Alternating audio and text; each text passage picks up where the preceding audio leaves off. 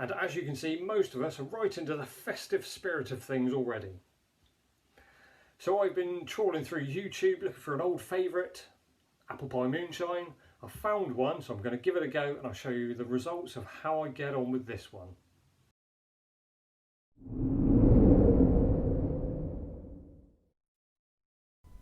And here's the ingredients.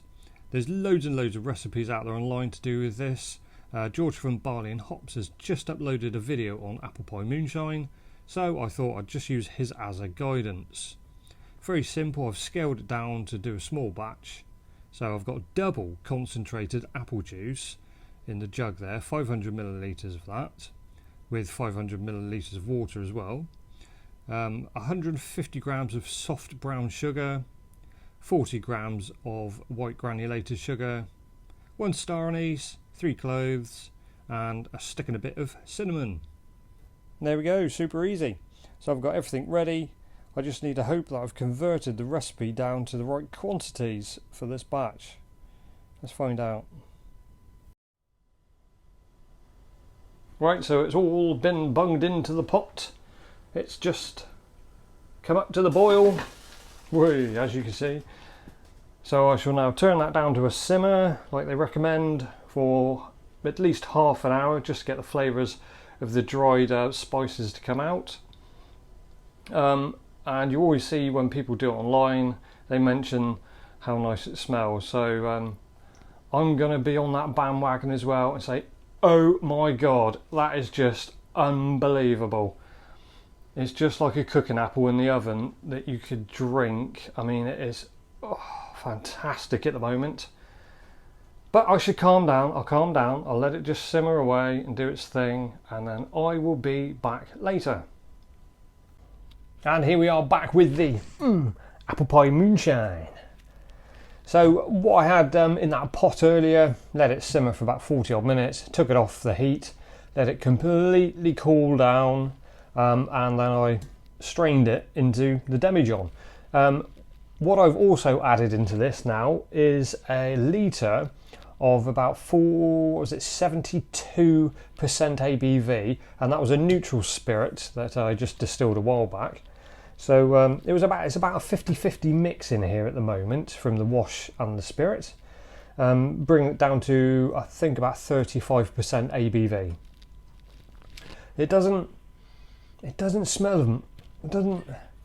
I'm not getting many defined aromas coming off of that, but what I do have, ooh, hello, is a sample. Pretty much anything you make like this when you're infusing it will take about a month to marry, mature, whatever, all the flavours together. This is no different apparently. So this first ever apple pie moonshine tasting.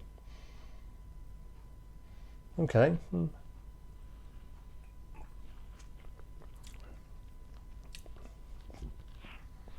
Ooh. Oh, I'm not happy with that. I'm disappointed. Oh, do you know why I'm disappointed? It's because I've never made it before and it is brilliant. Why haven't I made this before? Oh my word, that is brilliant. Oh, that is... I actually thought I possibly used too much sugar in this one. But the brown sugar, soft brown sugar, really has helped that apple. And there's just a complete tang of the apple because the apple was double concentrated. And yeah, that is amazing. Oh, I can't wait to make any more now. This was going to be given out for Christmas presents to a few close friends. Yeah, and I think I might have to be making a bit more for myself now, quite a bit more. But anyway, thank you very much. Thank you very much, internet, and all those people that have developed such a simple recipe. Oh, I'm blown away with that. I must admit, I do quite like the sweet liqueurs and stuff. So that is right up. That's right up my street. That is. Yeah, that's I do quite like mulled wine. So this, I don't know if this would be any different, slightly warmed up, and obviously not heated up to the point you're going to evaporate the alcohol. But even so, that is good, very good. So I shall bottle this up and label it up, and then hopefully it's going to stay on the shelf without some more tasting going on. But I should keep myself busy with doing another video, I suspect. So there we go. Until next time, keep on shining.